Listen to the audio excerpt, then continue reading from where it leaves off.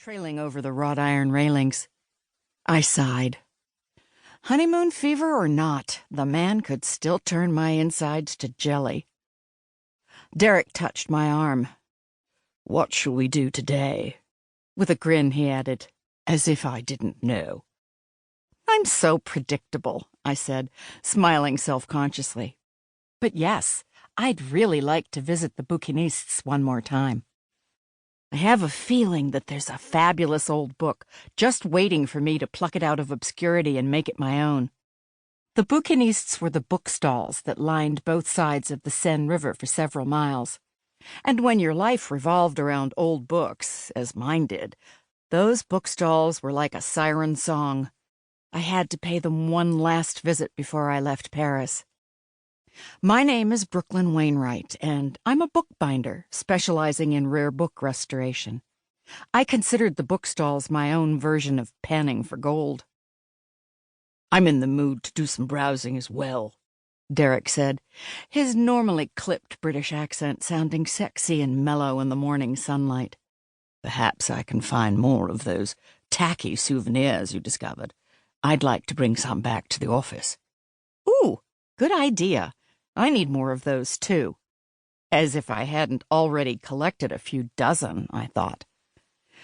He took a last sip of his café au lait. "We can walk along the river, hold hands, and watch the world go by. We don't have to be anywhere until dinner time." That sounds wonderful. I reached my arms out in a big, lazy stretch, then relaxed and smiled at the man sitting across the breakfast table from me. "I love my life, and I love you." "And I love you, too." He leaned over and kissed me, then ran his fingers along my cheek. "I see you also loved your French toast."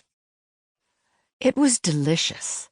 I popped the last bit of brie and baguette into my mouth, then rubbed my full stomach and frowned at all the empty plates on the table. I can't believe we ate so much. But this was my last chance to try the French toast. I've been craving it for weeks, but I never saw it on a menu until, well, you know. I'd had to learn the hard way that the French referred to French toast as something entirely different. Derek had taken pity on me yesterday morning and revealed the secret French code. "They call it pain perdu," he had said, "or lost toast, because it's made with very dry bread." It was mortifying to have made that typically American mistake. After all, I had visited Paris at least 4 times before this, and naturally thought I knew everything. One of those visits had been to see my sister Savannah, who had been studying at the famous Cordon Bleu cooking school. With a fancy chef in the family, you would have thought I would know what pain perdu was. But no. I sighed again. You learn something new every day, as my father always said. We strolled down Avenue Georges V to the Pont de l'Alma, stopped to marvel at the Flame of Liberty monument, and check out the lingering tributes to Princess Diana, who was killed in that very tunnel under the bridge, and then crossed over the Seine to the left bank. Staring down at the water, watching the tourist-filled bateau-bus cruise near the shore, I was surprised at how cold the river looked and how fast the current traveled. The sudden chill had me rubbing my arms briskly. Despite the sunny skies, the air was cooler and breezier here by the river, and I snuggled up close to Derek for warmth. He didn't mind and wrapped his arm around me. We walked a little more quickly until we'd made it to the other side.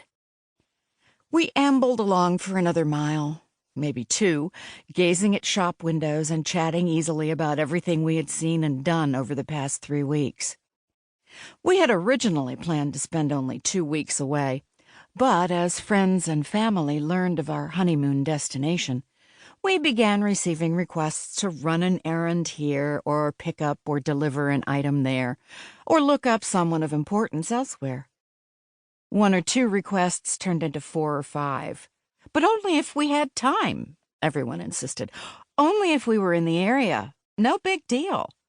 Except several of the requests turned out to be quite a big deal. So we extended the trip for a week. I couldn't say that I minded.